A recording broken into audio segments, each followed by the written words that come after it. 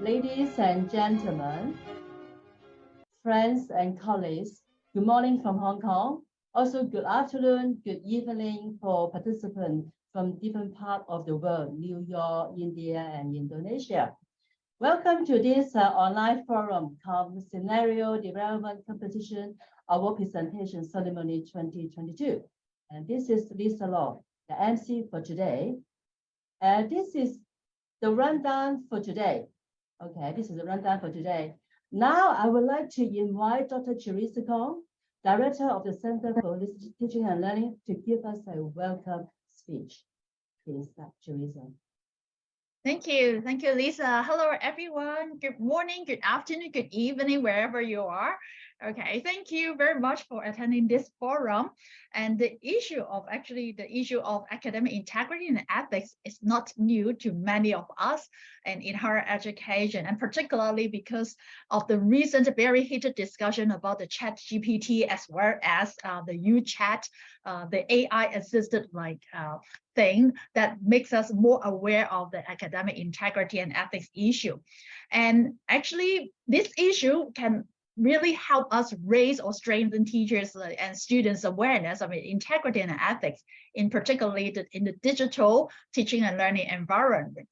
And my center had organized a scenario development competition, and last year, between August and October, and where we have two categories, that is one for teacher and one for student. And we were so delighted to receive over 100 of applications for the competition. And the entries we received from both teachers and students were of very, very high quality. And it gave the judges hard time to make decision. And I really want to thank the great work of all the participants, both students and teachers, and also the hard work of our invited judges. And winners for the competition were finalized, and some of them will share with us their winning experience at today's forum. But before that, we will have a keynote from Mr. Kevin Henderson. It is our great honor to have invited Mr. Kevin Henderson, Director of the Digital Content and Programming for the United Board, to share with us on the topic of digital ethics for teaching and learning. If you don't know, United Board is a non-governmental organization which supports higher education in 14 countries and regions in Asia. And Kevin oversees thematic and country-based programming related to digital ethics, digital education, as well as the growing digitalization of higher education in Asia. And his role includes the enhancement and expansion of the United Board's digital capacity, as well as the development of platforms for continuous learning and engagement. Without further ado, may I now welcome our honorable guest, Mr. Kevin Henderson. Please join me to welcome him. Thank you very much, Teresa. So I just want to start with a word of thanks. I'm very grateful for being invited for this opportunity to speak to you about this very important issue. Teresa has captured one of the things that I want to speak about today, and I'm not going to mention which one it is. We'll get to it in a moment in the presentation. But there are a lot of you could call them hot button or pressing issues related to how emerging in technologies are, some people say, impinging or infringing on the education space. And I'm going to offer a couple of thoughts today about how to think about that, how to think about digital ethics, and why this is an important concept for teaching and learning, both in Hong Kong, but also across the world, as these technologies really are cross-cutting. And that I think is one interesting dynamic here is, the technologies that many of us are using are no longer localized to particular parts of the world. In fact, many of them are cross-cutting and are affecting different parts of the world differently, but affecting different parts of the world all the same at once. So I'm excited to speak about this with you today. I intend to take about 20 minutes, so I'm hoping to have some time for questions and answers if there are any. I want to say just a couple words of welcome on behalf of the United Board. I see that we're joined here at this meeting by our Vice President of Programs, Dr. Wai-Ching Wong, who is based in Hong Kong, in our Hong Kong office. I am based in our New York office. Our New York office is the smaller office. We have a small program contingent here, but our larger program contingent is in Hong Kong. And as Teresa mentioned, we work in 14 countries and regions in Asia. So with that, that word of welcome, I'd also like to thank the Center for Holistic Teaching and Learning. We've had a wonderful partnership with the center going back to 2017 for the area of digital content and programming, where we worked with the center to put forward the United Board's first conference on technology-assisted teaching and learning. So this area at the United Board, digital content and programming, is quite new, and in fact, it wasn't even formal back in 2017 when we worked with the center. We formalized this area back in 2019. So over the last couple of years, and then we had a pandemic. So over the last couple of years, we've been working at building this area up, and we're excited about the work that's being done in this area. So I'm going to share my PowerPoint, and we'll get started here.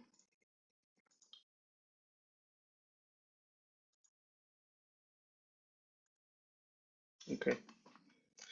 Before I start, also too, I'd like to say that I was one of the invited judges that Teresa mentioned, and I really enjoyed it. I want to thank, even though I wasn't one of the people that solicited the applications and the projects. I thought the projects that I had the opportunity to judge were amazing, quite interesting, innovative, and I'm glad to see. I'm not sure actually, to be honest, if any of the ones that I looked at won.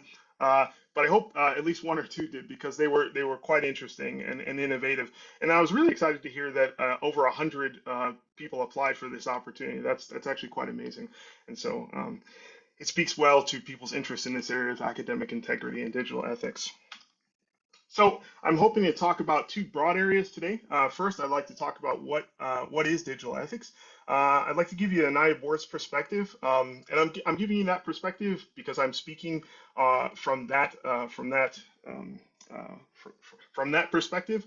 But I want to highlight, even before I get into that there are many different ways of thinking about digital ethics. There are professional societies like IEEE that have a well-known and well-used digital ethics framework, and there are others that are emerging all the time, because this technology, the technology that we use in the education space and that we use in human society more broadly, is emerging.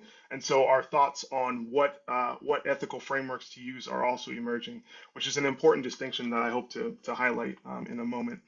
I'm also going to talk about some modes of commonly used modes of ethics, and ethics is a very broad category, but I'm going to focus mostly on normative ethics because that normative and applied ethics is largely what the United Board is concerned of. In other words, how do we develop frameworks that will guide our usage of ethics in a way that will dictate our usage of digital materials for the teaching and learning process.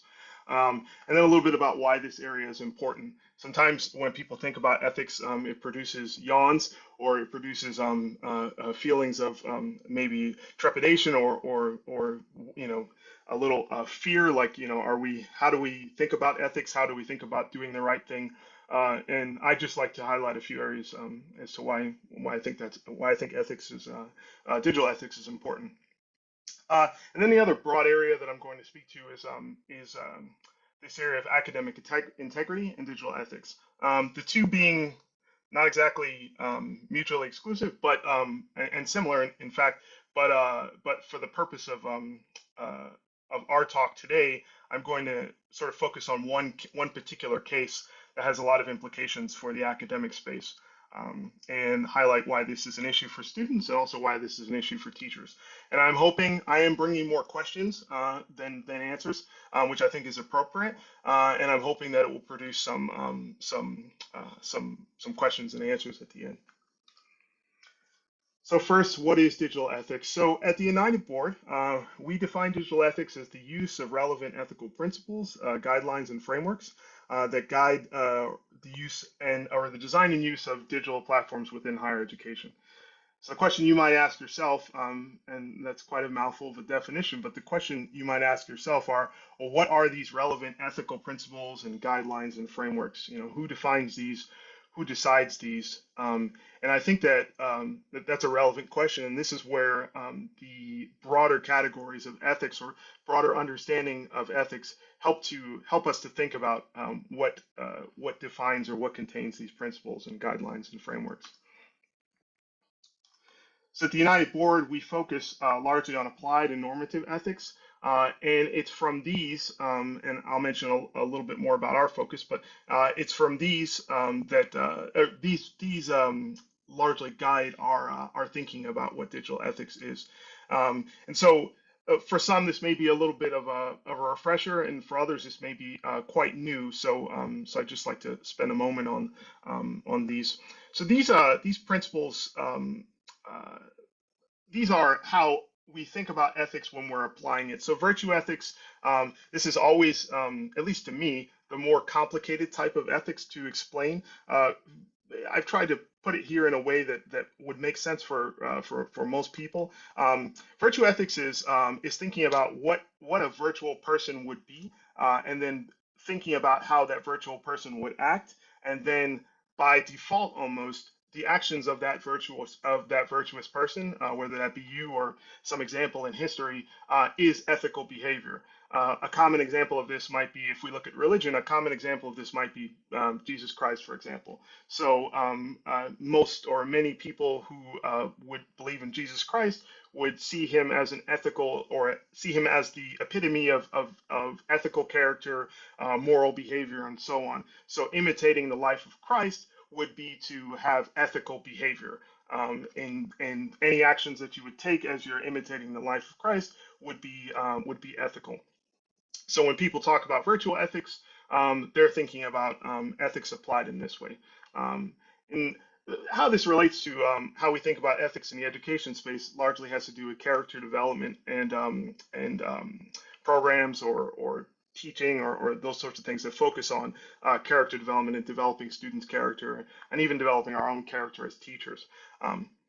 Deontology, this is a grouping of, well, it comes from the Greek, which I won't get into right now, but basically this means making decisions based on what one is responsible to uphold.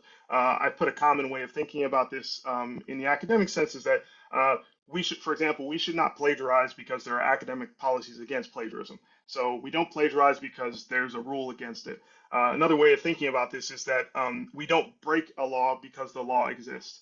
The good side towards this type of ethics is that it keeps, well, the idea is that it will keep society running in a functional way where people uphold the laws and pay attention to the laws.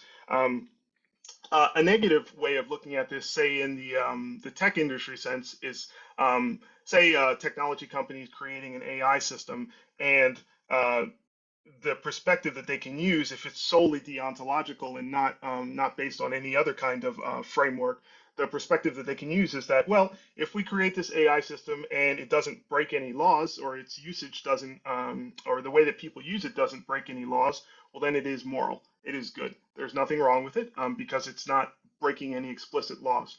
However, just because you're not breaking a law explicitly doesn't automatically or by default mean that that the system or the tool that you're using is moral to some. And then lastly, consequentialism is this idea I think that most of us are familiar with, and some of us think about this, or some of us refer to this as utilitarianism, which is this idea that right actions are those that produce the best outcome for the most people. This is quite common in our society today, so I don't think I need to spend too much time on this. So for the United Board, our framework and what we look to support is, so first we advocate for the ethical use of digital applications, platforms, and content for teaching and learning. And this is connected to the virtue part. We support the development of digital content, which leads to ethical outcomes within educational institutions and the wider society. This is the consequential element, or the consequential framework. You could say that the projects that I had an opportunity to review and to judge are those which we would hope would lead to ethical outcomes, or ethical ways of thinking about professional ethics. And so that's one example. And then we promote the usage of digital material for education in a manner which considers user access, inclusive design, and diverse views. And this is deontology, or this is the connection with that, which is basically we're promoting the usage of tools that produce the best outcome. So why is all of this important? Well, because how you plan is how you will act. The kind of frameworks that you use, the ethical frameworks that say a college or a university uses when they're procuring technology, when they're using technology, is how you will act when you are faced with technologies that you've never experienced before, and technologies that have the ability to do things that you've never experienced before, which we're seeing on an increasing basis, and I'll focus on one of those today. It's arguable, as I put here, that the area of digital ethics has taken on increased importance since the start of the pandemic. Some people might say that we're living in a post-pandemic period. I'm not sure how true that is. There are still variants that are going across the world, and still people being infected at large rates by COVID.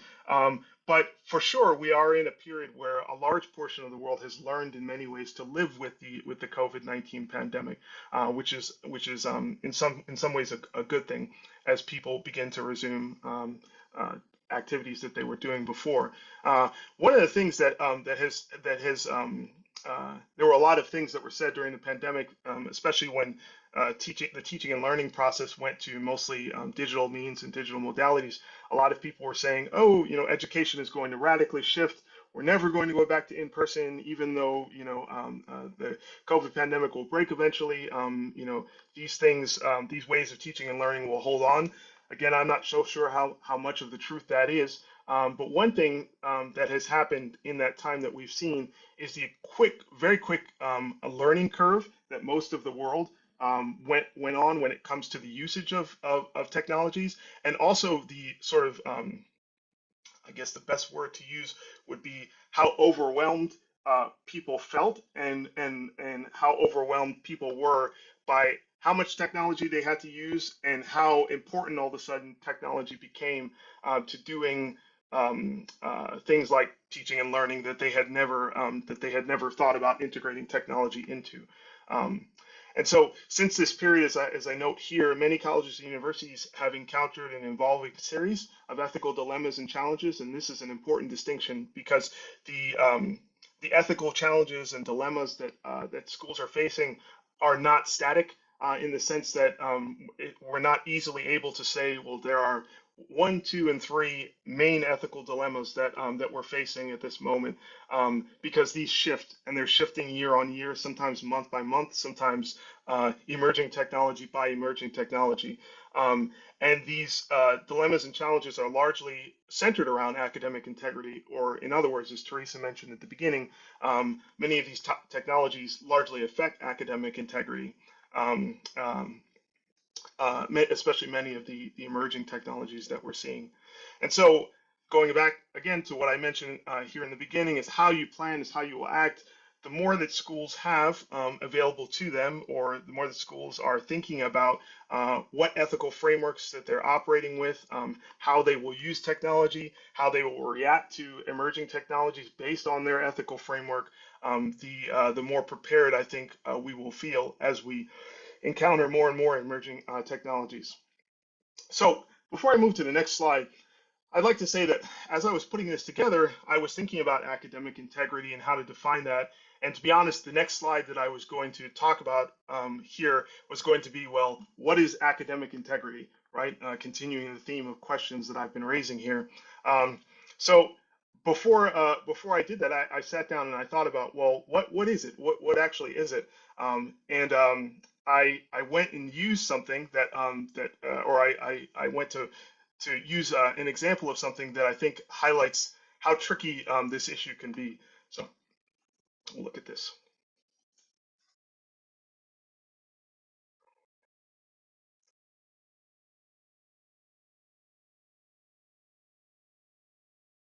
What I'm doing here is using a system, and I'm asking it to write an academic thesis or just a quick description of academic integrity, add some direct quotes, put them in APA style, add some references and citations, which will hopefully make me sound smarter, and see what it comes up with.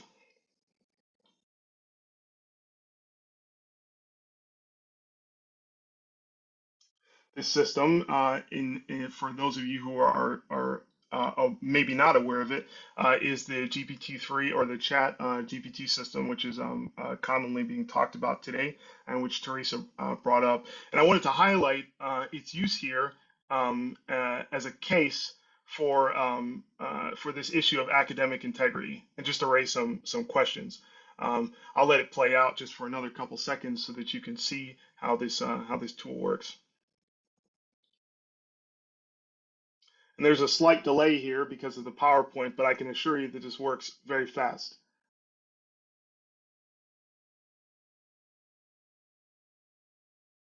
And in just a few seconds, I have a essay response or the beginnings of an academic paper.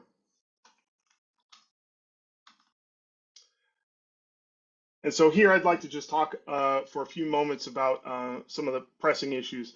And I promise you, I'm not focusing on this issue because it's a hot button issue or because everyone is talking about it. I'm talking about these types of generative AI because I think that, and others believe that this is going to have and is already having, because this has existed for some time, but it's now openly, publicly available in ways that it has never been before, that this is going to have a very large effect on academic institutions.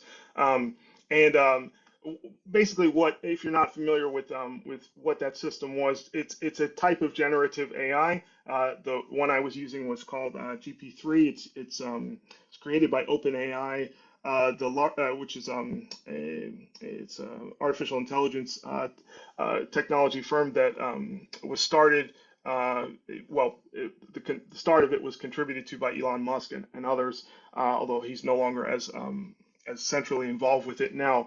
But basically, generative AI or AI systems which can generate realistic human-like text, images, and videos. So the example there I showed you is a text. You can ask that system almost anything. I was playing around with it today. You can ask it to create resumes for you. You can ask it to create papers. Although I think if you explicitly ask it to create a paper, it doesn't do that. So you have to fiddle with the words a little bit. So ask for a thesis or that sort of thing. There are other generative AI systems like DALL-E or DALL-E, as some people pronounce it, which create images. Really amazing and very strange images, some of which that look quite artistic and even like they were created by humans. And they create these images just based on text. So you could just say, I'd like to see a dinosaur that lives underwater and and reads books, and it will come up with a oftentimes beautiful image of what you ask it to. And increasingly, generative AI systems are also able to create video, like this video here, this example here, which is more creating sales pitch videos with very human-like looking characters. But also there are people working on generative AI systems that can create whole movies with characters, text, images, voices that don't actually exist in reality. The implications of this type of technology, of this type of generative AI, are absolutely profound. But what's actually interesting about how this system works is that we are all helping to train it. I'm not going to get into how artificial intelligence, and machine learning works, in terms of training. But the long and short of it is, as we add things to the internet, these systems are able to get better and better and better because they scour the internet to produce the kinds of things that we're asking it to produce. So the question that's posed here is this is an emerging technology. This is something that, of course, I'm sure all of us could think of ways in our minds that this will have impacts on the education space. I'm gonna, in my final two slides here in a moment, I'm just gonna talk about two ways. But uh, having ethical frameworks or thinking about digital ethics in advance, I'm suggesting here, will help us to combat, or to not combat's the wrong word, will help us to think about how we should think about responding to these types of emerging technologies, rather than becoming overly concerned, or even fearful. So how does this affect students? I'm just going to use an example here from the U.S. This is very fast moving. This article just came out just a couple days ago. New York City Schools, which is the largest school system here in the United States, has banned ChatGPT, which is the system I was just using, amid cheating worries. I think that's the most obvious thing that people are concerned about with this type of technology, rightfully so, because the use of this is not necessarily guaranteed to automatically be picked up by other technologies that we use to combat this or to help with academic integrity, like Turnitin and other types of filtering services. And those types of filtering services may never catch this type of cheating. And I think that gets to the crux of the issue. When it comes to academic integrity in students, do we want students to, going back to the frameworks I mentioned earlier, do we want students to behave ethically because there are rules? Oftentimes, and in that sample paper that I put together using ChatGPT, it talks about academic integrity as upholding rules related to plagiarism and these sorts of things.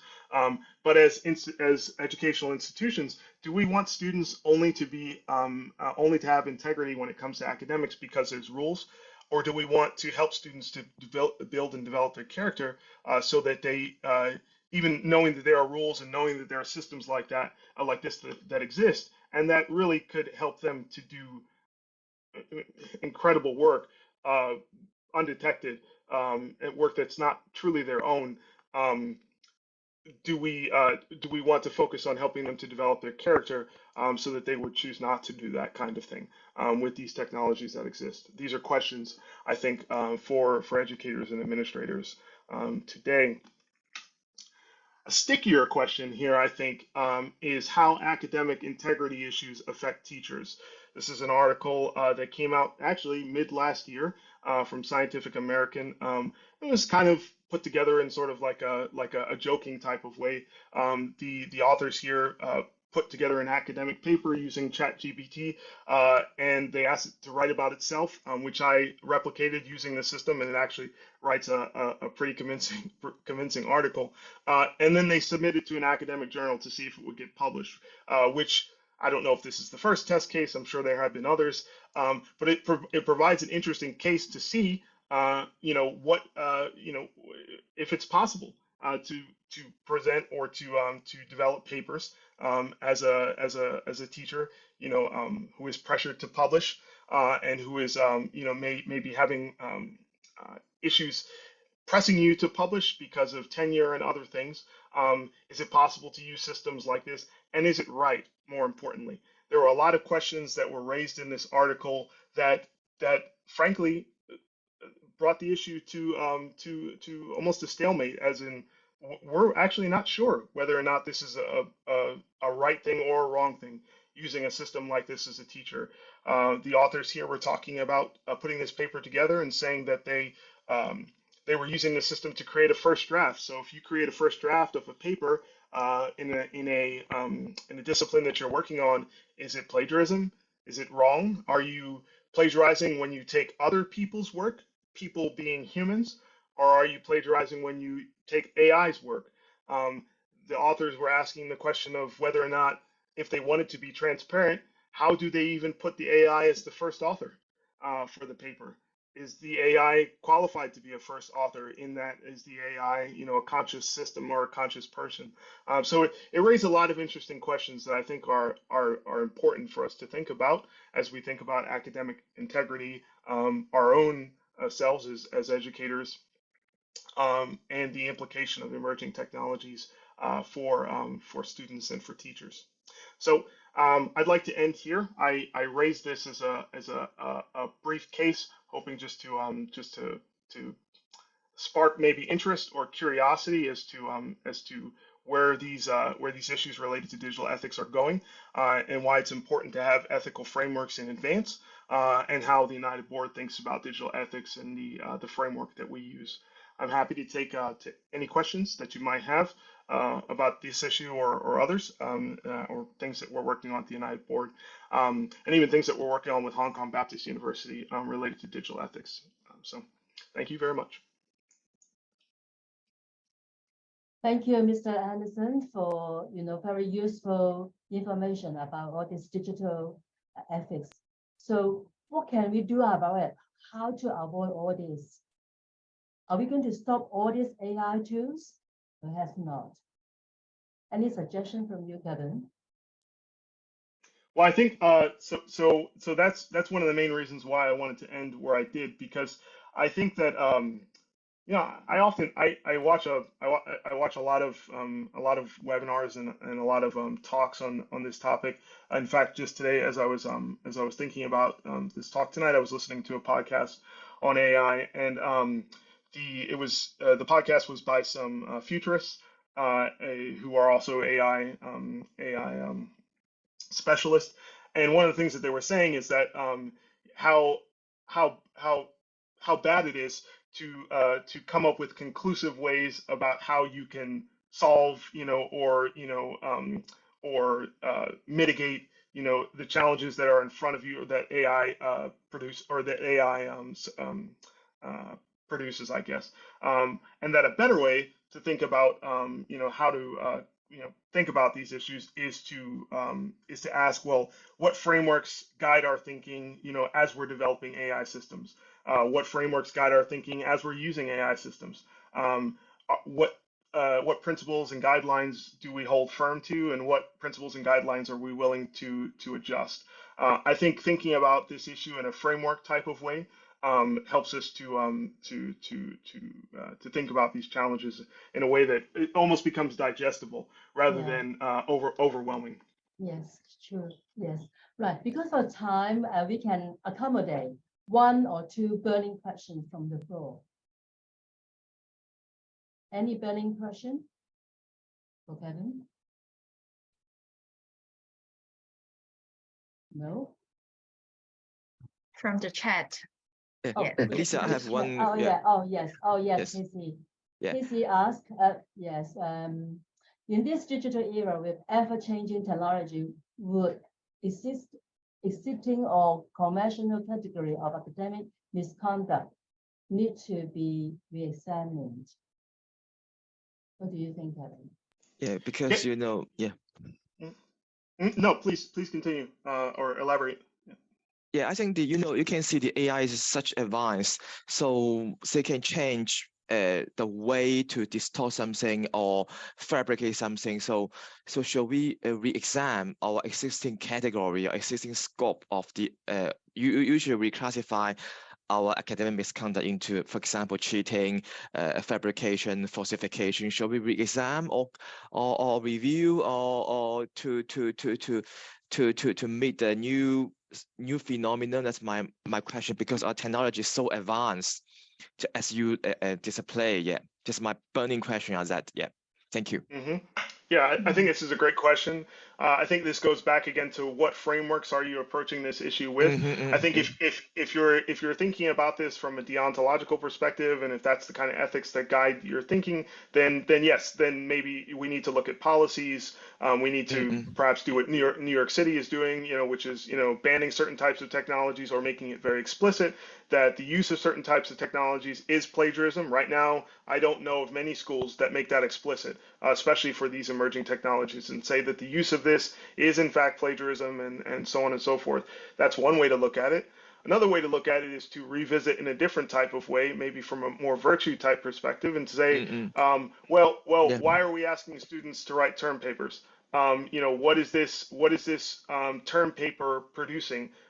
Is it producing the character of the type of students that we want, or is there another way to assess which kind of defeats the AI systems? Is there another way of in-person, assessment, that we can do with students, that gets more at the heart of what we're trying to teach them?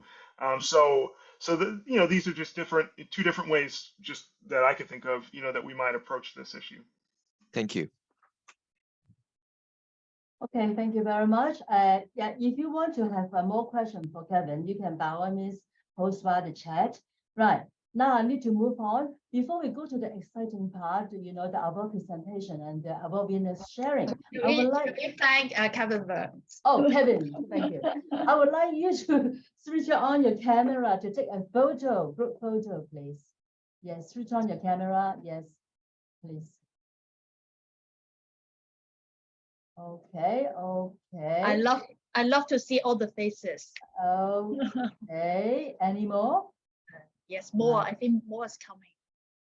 Yes, very good. Yes, I can still see, yeah, a lot of them. Well, I see many friends' faces. Yilong is there as well. Okay, good, great. Right, now I'm going to count 3, 2, 1, and then you give your big smile to the camera, okay? 3, 2, 1, smile. And one more. Okay, thank you very much. Right. Okay, now let's move on to the exciting part. As Teresa said, for the competition, participating teachers and students were required to develop academic integrity and ethics related scenario. And the winning products actually has been converted to the virtual learning trails on the app called AR Trails. For the teacher category, we would like to raise the awareness of digital academic integrity and ethics in virtual teaching and learning environment. Whereas for the student one, we would like to raise the awareness of issues related to professional ethics and integrity of the subject disciplines. We believe both the participating teachers and students have benefited from this competition. Now we would like to announce the competition result for the teacher category. Okay, the champions go to Mr. Nicholas O from Hong Kong Baptist University. And now I would like to have Kevin to take a virtual photo with Mr. Nicholas O, please. Now, with the certificate on, yes. Okay, give your smile to the camera. Great. Now I would like to pass the time to Nicholas to give you sharing your winning experience, please. Thank you so much, Lisa. Thank you so much, Kevin. Let me share my PowerPoint a bit. And yeah, I'm not an expert in. Did you see my PowerPoint? Yes, right. Not yet. Not really. Okay. Hold on a second. This would be one. All right. And now, yes. Yes. Oh, okay. Yes. Yep. Hold on. I think I kind of lost it. Sorry. Technology, you know. So let me roughly introduce myself a bit. Hold on. Let me reshare the PowerPoint one more time because it's missing somewhere. Sorry. I got the black screen. Okay, got it. Yep, talking about technology is sometimes ruins our life and it sometimes helps us a lot. And yeah, I'm Nicholas Owen. I'm the innovation lead of the Triangle at Center for Innovative Service Learning, Hong Kong Baptist University. So I'm not an academic, sorry? Nick, yes. Sorry to interrupt. Do you mind to switch swap your display? Oh, yes. Okay, sure. Swap display. All right. Yes. Is this better? Yes, right. yes, oh, thank you. Sorry. All right, so I'm not an academic staff. So what I thought is that I could use my expertise in innovation to develop the scenarios. So I developed 2 scenarios as mentioned in the competition. The scenario 1 is called the blind spot cheat, where I also include hardware and also the connection with the software, like using Google document and the third party, the third person in another way to type in all the answers for the students during the exam. because most of the exam conducted was on virtual and a lot on Zoom. And some professors even request students not to switch on their camera. And even if they switch on their camera, they still can't use the blind spot sheet because the camera wide angle is just this big, and you can go across the camera and then you type in the question in the Google document, and another party, when they see it, they can give you the answer. Same as go to the scenario 2. Even better, in the scenario 2, students learn to do sign language. When you learn to do sign language, you get to communicate even more, and you get to communicate with a group of students. And in this scenario as well, students could use WhatsApp and Google Documents. And today I learned a new technology about chatbot GPT. It's such a good platform and for AI solutions. And I think the inspiration for this competition for me is an innovative problem solving method. I still remember the first day when I discussed with my colleagues, do you think design thinking helps in our life? And they were like, I'm not sure. And I'll tell them, so this is a competition talking about scenario, developing a scenario for academic integrity. So I challenged them, how about I use design thinking to prove that I'm right? We can find innovative solutions. And I begin to interview students around the campus and then get a result at the end of the day to compile them in 2 scenarios and then submit it. I didn't know it was 100 winners and 100 submissions. So I'm so glad to be selected. The another inspiration is digital integrity, because on my professions, I don't really get in touch with much about the digital examinations. So what I could do is to help professors, to ask professors and to invite them and interview them about problems and questions that they see when they do conduct an exam. And thirdly, make friends. Of course, me and Simon, now we are good friends and partners of a triangle, and we begin to collaborate for more projects. And I didn't know we have an AR trails because I just joined Hong Kong Baptist University on August. It's just 4 months, 4 to 5 months. So, I get to know more about the universities when I joined this competition. And the important question that you were asking, what's next? Are we going to shut down the AI platform? Are we going to close all the VPN? This is still for us to understand further. But how might we develop a creative confidence in staff and students at Hong Kong BU when we have to have an innovative mind, which is important to solve future problems? Let me do a bit of publicity. That's another intention for me to join the competition. If I win, I get to give a speech about my office, and I got to sell a bit of what Triangle is. We are a social innovation co-working space at Hong Kong BU to help you to run projects, collaborate, and we have a Kickstart fund for you to do that as well. We have 4 different projects, programs. As what I mentioned, we do design thinking. And yeah, design thinking proved that I could win this competition. Why don't we try this process as well? If you're interested, make a connection with me. I could actually conduct a class of 30 people. And I also an expert in Lego Serious Play. I have certificates of facilitations. I help big organizations and corporates to run strategic planning and also core values planning. And yeah, these are some of the projects that we do for students as well. We conduct social innovation projects at social enterprises. We help to incubate them. And I'm here every Thursday, 10 to 8 p.m. for mentorship, for incubation, for funding, for collaborations. You just walk by Triangle, you see me, and then you come in and say hi. We can grab a coffee to talk about collaborations. And this is my WhatsApp. Thank you so much. And be creative, be innovative, everyone. Stay safe. Thank you very much, Nicholas. I know the time is really pushing. I think winner just got 5 minutes, so that's why it's so precise and concise. Right. Okay. As Teresa mentions, that we have received a high quality of entries, and our judges indeed have very good hard time, in grading their good work. So at the end, we have 2 first runner-up, awards for the teacher category, and the first runner-up goes to Miss Martina Bessie and Miss Mahalashmi, from the Women's Christian College in India. So can I have Kevin and take a photo with Mahalashmi and Martina, please? Okay, just look at the camera and smile. Okay, great, thank you. May I pass the time to Martina and Mahalashmi to give your sharing on your winning experience, please? Thank you, ma'am. Yes, I'll share my Matthias. screen. Okay.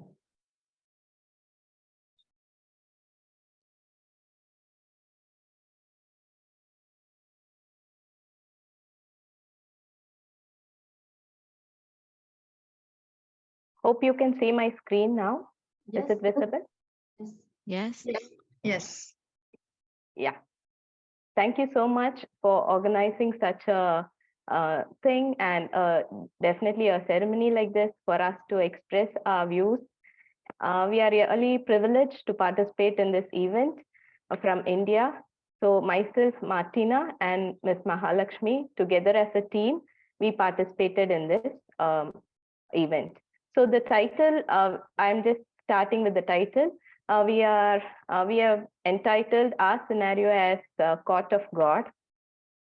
And we'll start with the description. Let me start with the introduction and the description of the scenario. Since we are from the teaching platform, we thought of doing for a teacher to create a scenario about a teacher. So here a teacher is a professor. She's a professor in a university, and of course, she is a multitasking woman. She's an educator, researcher, and definitely she has a family too to be cared. And in a busy schedule, she one day forgot to prepare for a class. And that's where the scenario is. That's the scenario. And we have 4 different choices for the scenario. And 3 of them are really wrong and 1 is the right. So the wrong one is we can just directly download the notes from the internet, or go late to the class, or leave the class free as such, or take materials from the other staff without their knowledge. So all these are really wrong, which goes away from our integrity. So the right option is, it's actually teachers also make mistakes sometimes, so we have to apologize and to be prepared for the other classes, and to make them not to leave the class unproductive. We can have a game or such which is related to the subject, and make sure that we engage the class productively and effectively. So this is the right choice that we have given. So the aim of our scenario is the integrity, to raise awareness of digital academic integrity and ethics in virtual teaching environment. And this is our checkpoint. So what is the outcome of our scenario is to make a virtuous teacher and to engage the virtual class productively. And of course, they should be well prepared in their expertise. And the inspiration for us to develop this scenario is to give a holistic education for the student community. It is not only the academics that we give, it is also the life that we live. As the quote says, the life we live is the lesson we teach.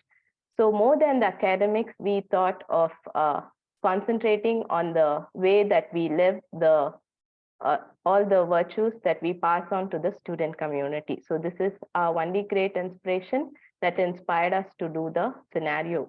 And we learned that, and it was a very great experience in doing this. And we learned how to manage our classroom time productively. And it is really it's a dishonest, academic dishonest to waste our time, but really to engage them and to be a positive role model for the students. So these are the things that we learned out of this scenario, and we are very happy and thankful for the Hong Kong Baptist University as well as our college, Women's Christian College, and we thank our God, Lord Almighty, for enabling us to do. Thank you very much, Martina and Mahalakshmi. Okay, good that you found the competition useful, and I hope that you can keep the momentum, going in your country. Okay, the next first runner-up goes to Dr. Simon Webb and Dr. Mabel Chan from Hong Kong Baptist University.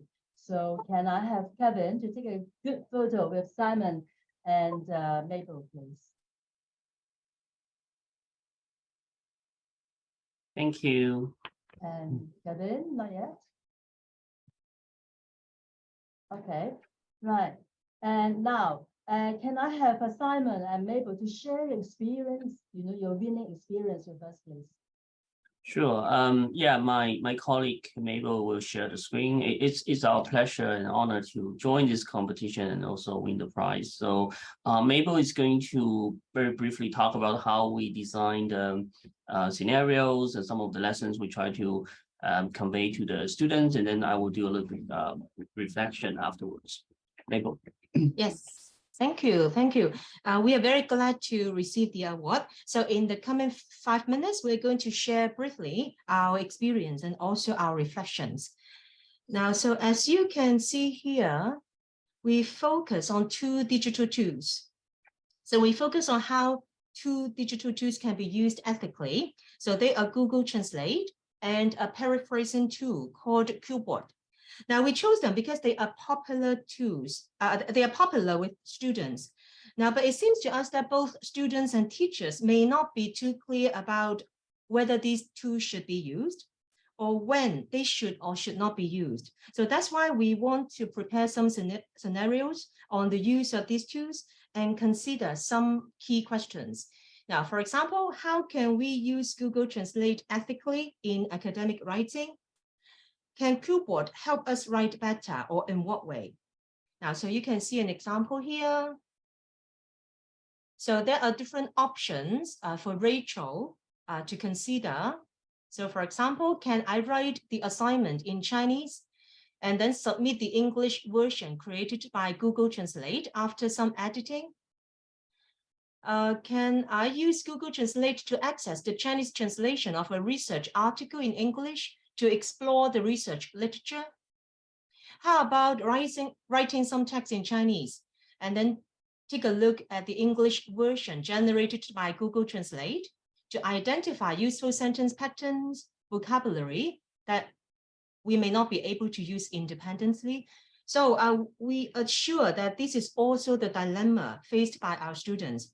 So that's why when we work on this task, it's not just about the options we have to think carefully about, but what advice can we offer to students? Is it really that negative about the use of these tools? So have a look at some advice, explanation given by us in the scenarios.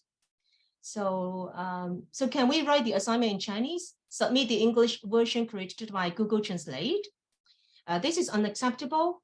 Not only is such practice categorized as translation plagiarism, but the quality of the work may also be poor because the genre expectations in academic English may not be met through translation.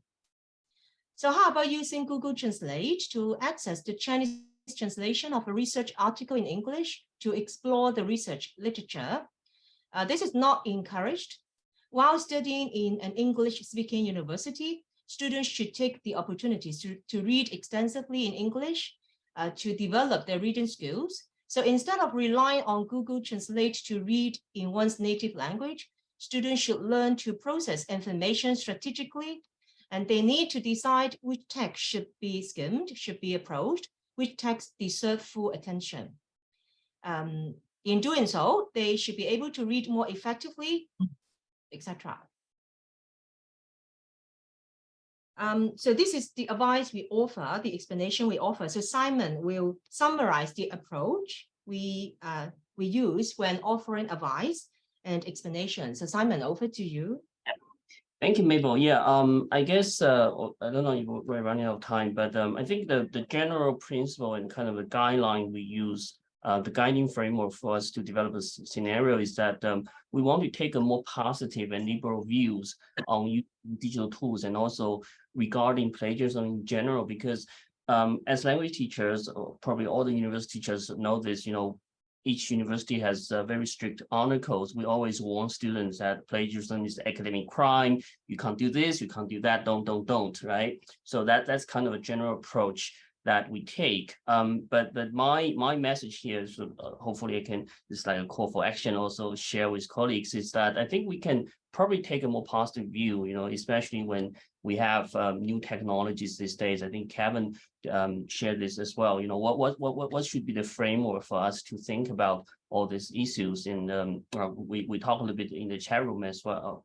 The fact that the machine-human collaboration will be the new normal. So we need to encourage students to leverage all these tools, technology, but at the same time, of course, we have to respect all the honor codes.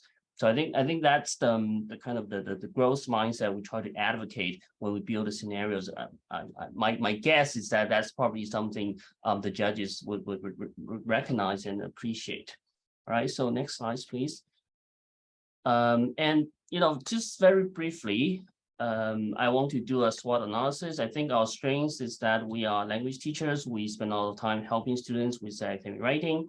And we are also very motivated to take these kind of opportunities to develop materials for the students.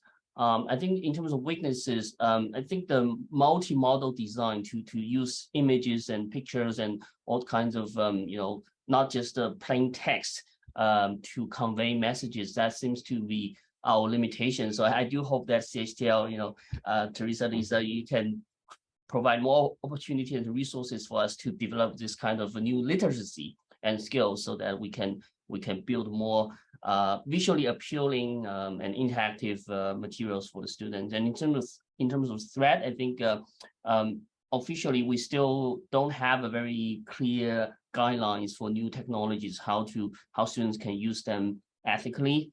And of course, time and commitment, energy is another limitation. But I do see the opportunity as well to partner with more students and colleagues, including through this event, I connect with Nick and all the other colleagues for future collaboration. So thank you. Thank you, Simon and Mabel. Yes. And I wonder, are you going to use your final product for your own teaching later on? Yes. Oh, great. Right. My colleague just reminded me that just now the photo to take with Kevin wasn't successful. So can I have the photo with Kevin and Simon and Mabel again, please? So my colleague is going to show the certificate, because after that we will send the photos to the winners. Yes, they're going to spotlight Kevin, Simon, and Mabel again.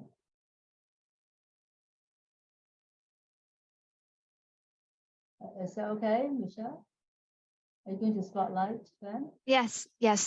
Thank you. 1, 2, 3, smile. Thank you. Thanks a lot. Yes. Thank you. Yeah, thank you. Now the next 3 winners for the Merit Award are, the first one is Miss Kavana from the Lady Doak College, India. And again, I would like to have Kevin to take a photo with Miss Kavana, please, the certificate.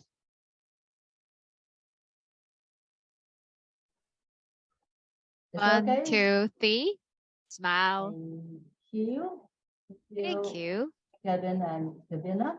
Right. The next merit winners go to Miss Liska Samora from Satya Wakana Christian University, Indonesia. Yep. Okay. Let us know you're okay, Michelle. 1, 2, 3, smile. Thank you.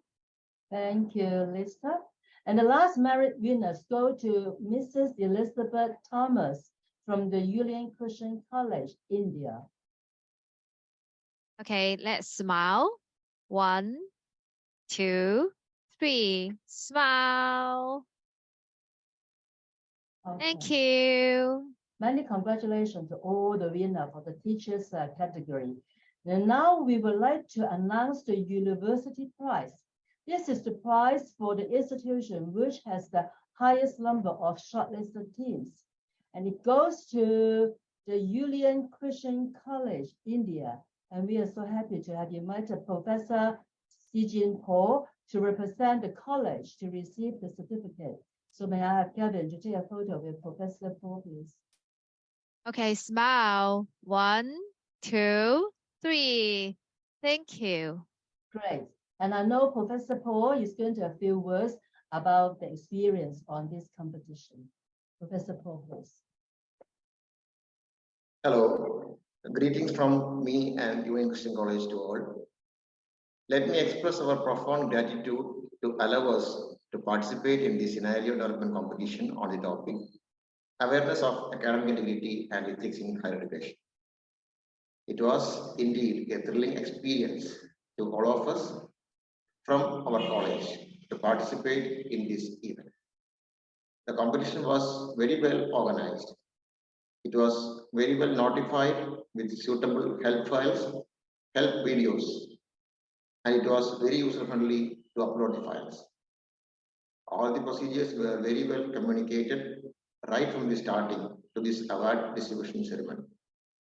Let me and my college congratulate Hong Kong Baptist University for organizing and executing this complex procedure in a simple way. Also, congratulations to all the winners of this prestigious competition. I would also like to place on records our gratitude for selecting our scenarios to final rounds and for granting this award. Thank you. Once again. Thank you very much, Professor Paul, for your good words. And actually, UCC has been using the learning trail, for their own education in the college. Now, we would like to announce the competition results for the student category. So the champions go to Ms. Ching Yi Yip from the Hong Kong Polytechnic University. Unfortunately, Ms. Yip cannot join us today due to an urgent matter, but we help her to prepare a video for her sharing. So we are going to play the video for her sharing. Hello, I am Ip Ching Yi, and you can call me Jojo. I am from the Hong Kong Polytechnic University. As a design student, I have presented 2 design-related ethics and integrity problems in the scenario. The difference between plagiarism and seeking inspiration, and how to deal with being possibly plagiarized by others. The scenario takes place in the Innovation Tower from the Hong Kong Polytechnic University, a learning institution for design students, which I find suitable for the topic. A contrasting and saturated color palette is applied in the UI as an attempt to create a diverse and joyful environment which people often associate with design schools. 2 characters are included in the story. Inky, a blue cat and a design freshman, and Ethan, a friendly red dog and a senior who helps solve Inky's struggle at school. The names are inspired by the words integrity and ethics, respectively. The scenario consists of 2 parts. Part 1. Inky and Ethan introduce themselves to the player. They then chat about Inky's first week studying design at the Hong Kong Polytechnic University. Inky expresses concern regarding his first assignment as he has no idea how to do it. He has thought of looking up similar works online, but he is worried about whether it counts as plagiarism. Ethan then gives examples of using references correctly and unauthorized use of existing works. Part 2. A few days after Part 1, in a study room, Inky tells Ethan that he has found out his classmate has a similar design compared to his assignment. Inky is worried whether his idea has been stolen by his classmate and doesn't know what to do. Ethan then gives Inky possible ways to deal with the situation. After finishing the questions, extra references and book recommendations are provided for the players to learn more about plagiarism and take inspiration in a smart way. This way, players can have a better understanding of this topic if they are interested. Thank you very much. Yes, as you can see, Ms. Yip's scenario design is very detailed and thoughtful, and this is why she got the champion. Unfortunately, she cannot be with us today. Never mind. And the whole event's been recorded, so she can view the recording later on. Now I would like to announce the first runner-up go to Ms. Yuming Lu and Ms. Chen Ji Mo from Hong Kong Baptist University. So can I invite Dr. Teresa Kong to take a photo with Ms. Lu and Ms. Mo, please? Congratulations. Thank you. Right. Okay. Okay, let's start. Right. One. Right. Oh, okay. Is it okay, the photo? Not yet? Yeah, okay. 1, 2, 3, smile. Okay, thank you. Thank you. Thank you. So may I have passed the time to Ms. Lu and Ms. Mo to share your experience in this competition, please. Okay.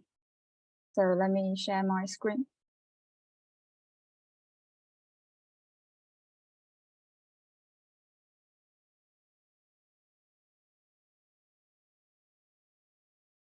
Hello, my name is Luo Yueming. My name is Mo Chenqi. And we are both year 3 students from Department of Journalism from Hong Kong Baptist University. So our topic is about the integrity and ethics of journalism. And first, let me talk about the flow of our scenario. Well, the location is at HKBU, the Communication Visual Arts building, where the journalism department is located. And the flow of our scenario is about a year 1 journalism student, Mike, and his friend, Anna. The teacher has assigned a project of making news, and they need to interview for this news. But the deadline is tomorrow, and Anna has already finished the work very early, but Mike hasn't finished yet because his interviewees haven't replied his emails. So during in these circumstances, what would you do if you were Mike? And there are 4 choices. The first one is ask Anna about her interviewee's information and copy it. Well, if you choose this one, it will show you no, because you commit academic plagiarism, and anytime you shouldn't copy others' work. And the second choice is use interviewee cases from other media reports. Well, this is you cannot really do that because you can't directly use other media's interviews as your own. You may use the interviewee's direct quotes, but remember to clarify the source. For example, one told South China Morning Post with the quotation mark and the quotation, and then the quotation mark ends. So you have to clarify the source. The third choice is imagining a virtual interviewee and make things up. This is of course no, because it violates the journalism principle of truthfulness. All journalism work must be based on facts. And the final one is the correct one. Try to find the interviewees and finish the work. Although they may not submit your work in time, you follow the ethics and principles of journalism. So we want to use this scenario to try to tell the newly entered journalism students to start their project early. And also it will show the code of journalism ethics. It's basically, it's only a summary, and we provide the video here if they want to see more of the details. It's about the 5 core values of journalism, which is truth, fairness, objectivity, impartiality, and comprehensiveness. Yeah, this is the end of our scenario. Yeah, thank you, Ms. Lu and Ms. I'm sorry. I just finished sharing the scenario, and maybe my partner will talk more about why did we choose the aspect and what did we learn. Yes, Ms. Mo, please. So why did we choose the aspect of interview to show the ethics of journalism? Well, because interview is very, very important. Newly entered students may find out later that interviewing is a masterful journalism, because it reflects what the public think and reflects the truth most. We all know that news needs immediacy. However, finding interviewees sometimes could be really difficult and time-consuming, because people may refuse your request or they won't reply to your emails very soon. And if you start your work near the deadline, you may not have enough time to finish your interviews. Under this circumstance, you may reckon that it's okay if I just make up an interviewee. The teacher will not know that. But making someone or something is called rumors rather than news. It is not only irresponsible for your audiences, but also for yourself as a journalist. So what we want to let our users know is that when you are doing a news project, don't be a deadline fighter. Instead, prepare sufficiently and look for interviewees in advance. So we hope from the most typical case of finding interviewees, our users can grab an idea of the journalism ethics. So what did we learn from this competition? When creating this scenario, my partner and I had to go deeper into the code. So apart from the basic concepts of the 5 core values, we have also learned many new details about the code of journalism ethics. For example, in terms of accuracy and truthfulness, we only knew its requirements for articles in the past. But what about photojournalism? After searching, we found photojournalism requires the content of a photo must not be altered, which means no elements should be digitally added or subtracted, even if this element is redundant. The process of creating this scenario definitely strengthens our awareness of journalism ethics. Participating in this competition is not only a way to introduce some journalism norms to Year 1 students, but also is a good opportunity for ourselves to reflect, improve, and gain more knowledge. Thank you very much. Thank you. Thank you, Ms. Mo and Ms. Lu. Actually, it's a very good reflection. I hope this competition can really strengthen, or you can share with your peer as well, right? Okay, thank you very much.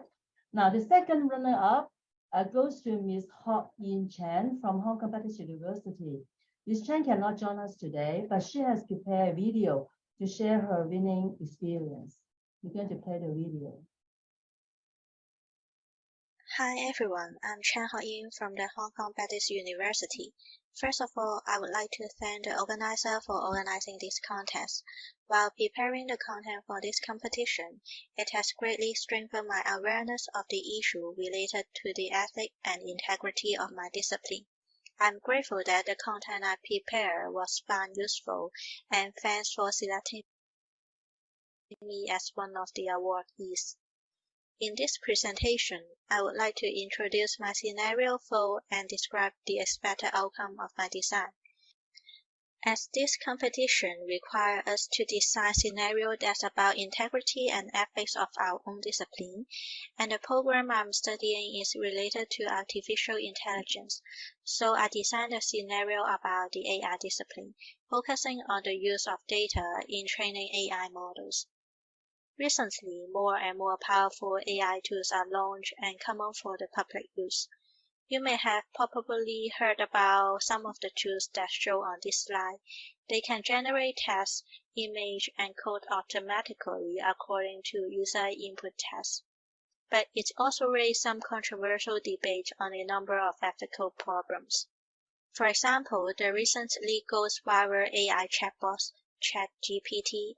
It can generate human-like response and even writing essays, fiction, poems, or lyrics based on user input, and can respond to a wide range of questions while imitating human speaking styles. However, there are concerns that since this AI tool is trained on a huge amount of text data, like books, articles, and other written materials, if the training data includes copyrighted works, the output of ChatGPT may potentially infringe on the copyright of those works. There is also a controversial debate on one of the illustration-generated tools called Novel AI. It can generate illustrations and images from text description. However, it revealed itself that they are using the image from a site called Damburu as training data, where this site is a site that illegally collects illustration to its site without the artist's permission. When the AI models are trained with this data, it can generate illustration of a particular artist style, but without the consent of this artist of being part of the training data.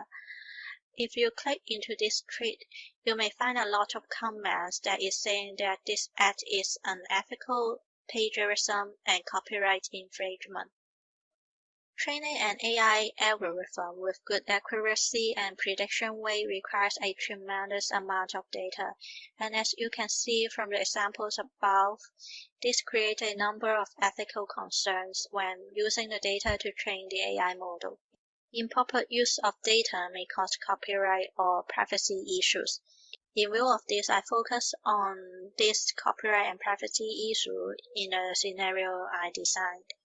Here is the overview of the workflow of the learning trial that I designed for the AI trial app.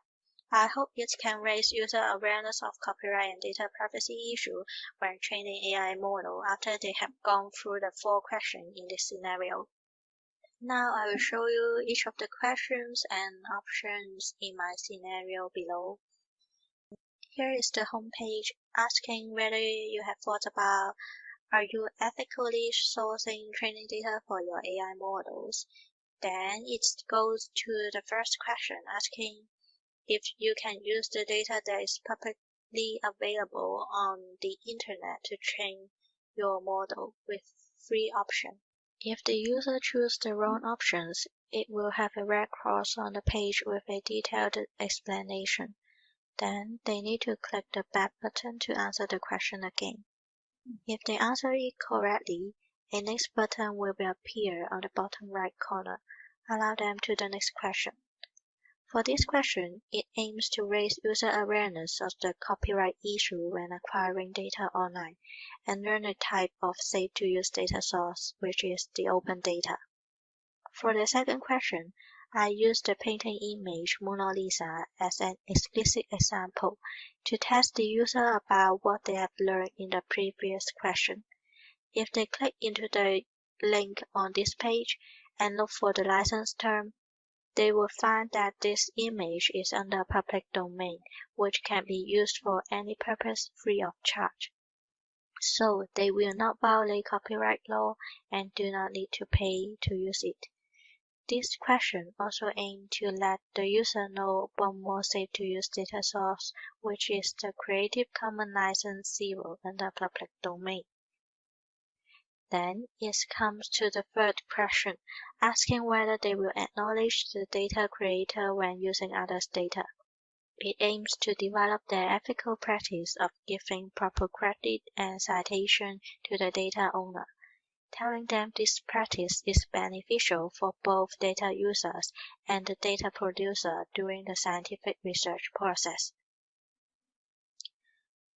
For the last question, a sample dataset is shown to test the user how they would do when handling personal data, as AI algorithm may collect and store personal data about individuals, which raise concern about data privacy and the potential for misuse or leakage of personal data.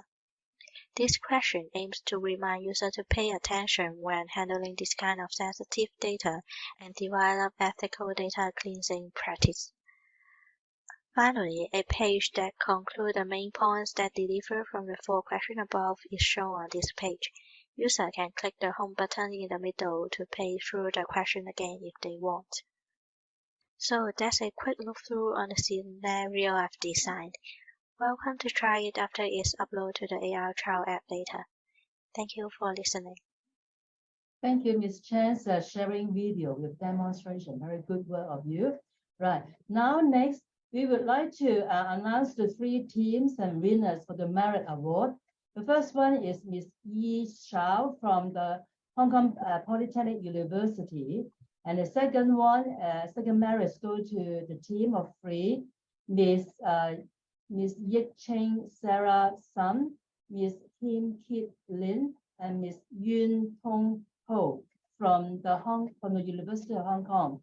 Unfortunately, they cannot come today due to classes, but the certificate will send to them later on. And the last merit winners go to Ms. Chi So Yan from Hong Kong Baptist University. So may I have Teresa to take a photo with Ms. Yan, please? Congratulations. Take a photo. Thank you. You good, do a good job. Okay, take a photo now. 1, okay, 1, 2, 3, smile. Thank you so much for everybody. Thank you. Yes. Thank you, Ms. Yan and Teresa. Right. Many congratulations again to all the winners. Actually, in order to acknowledge the winners and their good products, all these winning scenarios have been uploaded and incorporated into the virtual learning trail on Google Earth. Okay, you can download our app called AR Trails, okay, to play their scenario. Actually, in front of you, there are 2 links that you can go into it. If you are interested, please send us an email ycshare@hku.edu.hk for a login account to log into this app. So we're going to showcase you the Google Earth. for you to experience because of the time, we can only show three, the champion for the teacher and the champion for the student, as well as the first runner up for the India. So yeah, this is champion Nicholas Trail. And basically, you can use the QR code provided within the AR Trail app to scan the QR code, and then you can play the scenario. Okay. And the second one, yeah, this is another one. And that is the student champion, this one. Okay, this is from the Polytechnic University. Okay. And we just showcase for you, from Hong Kong all the way to India. And this is the first running up for the teachers group, Martinez Thesis College. Okay. So by all means, send us an email if you're interested to log in to this app, and then you can play around with a different scenario of our award winners. Right.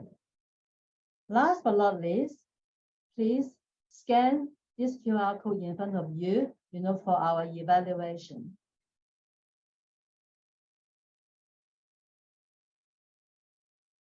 Right?